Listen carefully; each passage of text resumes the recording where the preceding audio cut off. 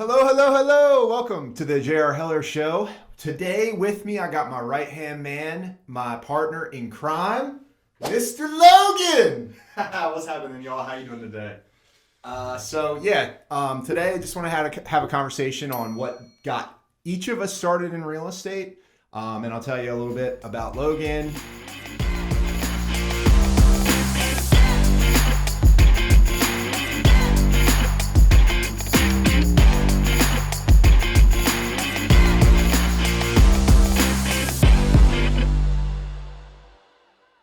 And where he kind of fits within the organization and what we're looking to try and achieve together. So, Logan, introduce yourself. Hey everyone, my name is Logan. Logan Chappell. I am the associate broker here at J.R.Heller. Been in real estate for a few years now, coming up on number 4, and just looking to help others, service my clients and help build up their book of business as well. So, actively growing, looking to bring in another 4 agents by the end of the year, and then hopefully another 20 next year. Those are my goals so far.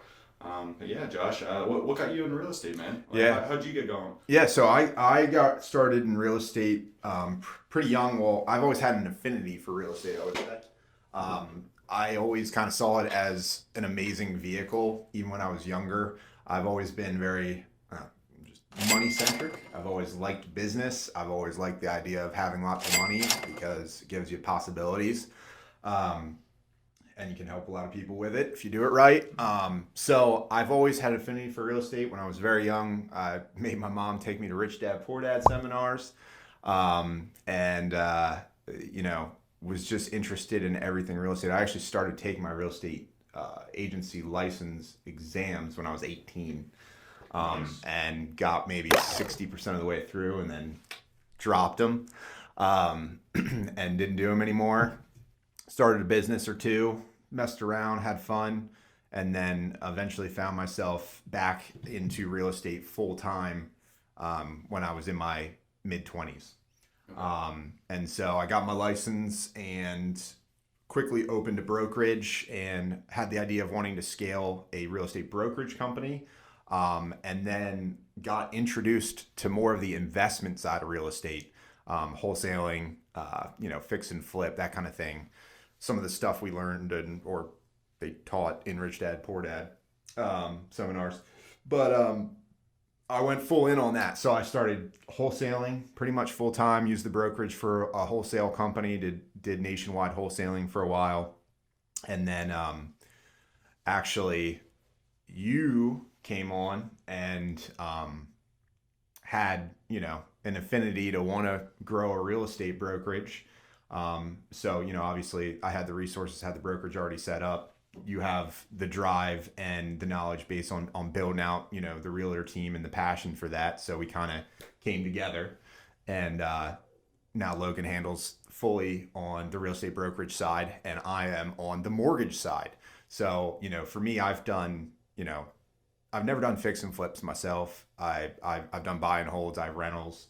I worked as a real estate agent, obviously, opened a brokerage, and now my most recent endeavor is the mortgage side. So a lot of kind of experience on lots of different sides of real estate, and I love them all. And actually, I just did a video talking about the different ways of making money in real estate, and I want to dive into each one of those in depth in future videos. But that's kind of my background on real estate and where I'm at today. Yeah, and I mean, you said that you haven't done any fix and flips yourselves, but you've worked on fix and flips, working with the investor, finding the deal, and then giving them the ARV on what their exit would be. Oh, yeah, so, 100%. I mean, you still have the knowledge there. Just because you didn't do the work yourself doesn't mean that you weren't, actively involved in that. Right, yeah, no, that's a good point. We've done over 1,000 wholesale deals, which majority of them are fix and flips in almost every state in America. So I've definitely flipped a lot of properties, but they were contract flips, paper flips.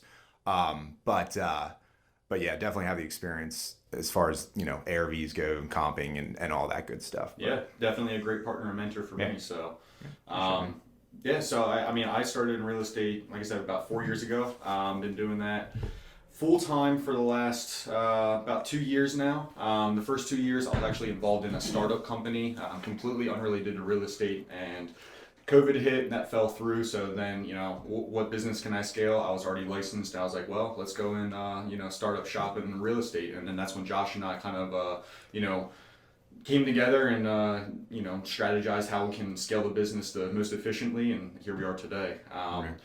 Prior to that, what got me in, I always knew end up in some sort of sales. I wasn't sure what sales I would end up in. I was actually bartending at the time, and several of my regulars were real estate agents, and one in particular who's now down in Florida selling multi-million-dollar properties. Great mentor, great person, great friend of mine, and he was like, dude, you got to get in real estate. So got my books out, started studying, and Josh actually came into the bar I was working at for a lunch. I think you just had a closing that day too. Two. It was just off two. He was on top of the world. Yeah. I can tell he came in with definitely feeling himself, enjoying the lifestyle. Got that swag going. Yeah. He was like, hey man, you're just looking for real estate. Here's my card, and I loved it. And of course ended up losing that card. But down the line then I was like, okay, well I got my license, started scaling that. Quickly after I got my license, got into this startup company, saw that as a quicker, faster path to cash, saw it as my launch pad to get back into real estate. I looked at that as, okay, well, if I learn about real estate while I'm scaling this startup, then I can get the money out of the startup to go reinvest back into real estate. Didn't work out that way. I'm glad it didn't, because that's what got me here today. And then once that company went under, Josh was advertising for salespersons, hiring salespeople and looking for, help on his team.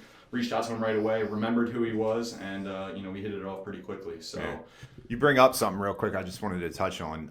I think a lot of people and a lot of like entrepreneurs or sales types, they look at real estate as just an investment vehicle. Like, I'm going to make money in another medium and then use that money to invest in real estate. And I will say there's nothing wrong with that. That's great.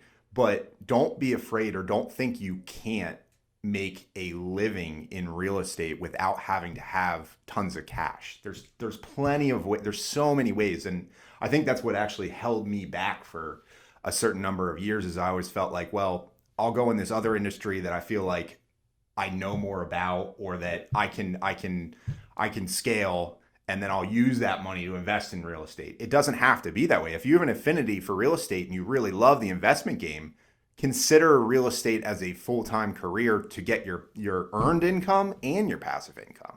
100%. And I mean, that's what I've done at this point now too. But that's a great point, because, a lot of people, and myself included, they look at it as it's 100% commission. You got to do the work. And a lot of entrepreneurial minds, they don't mind that. They like the work. They enjoy that. But it's not something that, it's a very flooded market. Yes. So, you look at it like, oh, there's all this competition. Right. There's everybody knows a realtor. What's going to separate me? So it is definitely, an uphill battle to get yourself in there and feel confident that you're going to be able to, put dinner on the table for your family. And I would liken that to, being in multiple different businesses now and multiple different industries. It's like, dude, they all transfer over to one another. They're fully integrated as far as like you get what you put into it. Like 100%. The more people you talk to, obviously all businesses, not most, all businesses are people businesses, because your only clients are human beings. Even if you're not making sales calls and you're selling a widget on the phone or on the internet or whatever, every single business is a people business. Yep. You're not getting money from dogs. You're not getting money from, alligators. You're getting money from people. So at the end of the day, all these businesses have some similarities. So, it really comes down to just, and the word is overplayed, but it comes down to being a hustler. It comes down to consistency, showing up every day, just like going to the gym. If you work out once in a while, all you're going to do is get sore and you're never going to grow muscles. It takes showing up every single day, regardless of how you're feeling. And that's how you be successful in any endeavor in your entire life. Right. Yeah. So yeah, but that's awesome. So what are some of your goals, moving forward? Obviously that's what got you started in real estate. What are you looking to do with it? What are you looking to get out of it? Realistically, I want to own as much real estate as possible. Really want to get into the commercial field, multifamily, large, 20, 100 plus doors in one building. That's the end goal, be a true real estate investor. But I'm using my current real estate sales and building the real estate brokerage to funnel into that. Yep. So not only am I creating the relationships every day, so that way I have the money backing when we go to make a large play for a $10, $20 million property.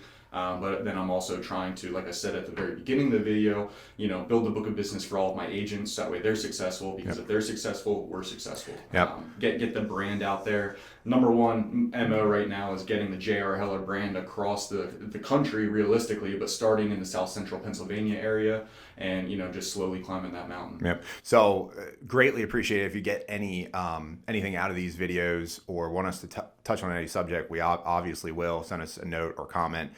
Please like and subscribe so that we can get the brand name out and we can continue to give good content and help everybody. You also brought up another really great point that goes back to the one I was talking about, which was if you choose the real estate vehicle as not just an investment, but as your business, obviously you're learning every day, right? So you're learning from other transactions. You're gaining very, very important relationships that you can later utilize to buy your investments. And then on the other side is then you know what you're looking for as far as investments go, because you don't have to do it by trial and error by, pulling the trigger and buying stuff and losing money. You can witness and see other people's deals and be a part of them and realize what it is that you're looking for on your investment side. So 100%. And real quick on that too, you want to make sure that, you can become your trusted professional. Right. Because if you're working with somebody else, you need to vet that trusted professional, make sure that they actually have your best interest in mind. Right. It's going to be very difficult for you to be not in real estate at all and be like, oh, I got this money now, let me go to them, almost as like a financial advisor, which we are not financial advisors. And you're going to say, hey, point me in the right direction. Is this a good deal? Well, they're going to look for the commission 9 times out of 10. Yeah. Like I said, it's a very flooded market. It's far and few between to find really good professionals that are going to have your best interest in mind and not just, have commission breath. Yeah, absolutely. No, 100%. So yeah, I think that's a good place to leave it. 100%. And greatly appreciate you guys watching. Like I said, if there's anything that you want us to touch on, please reach out. We got a good breadth of knowledge in the real estate industry and would love to help you out. Thanks for watching. See you guys.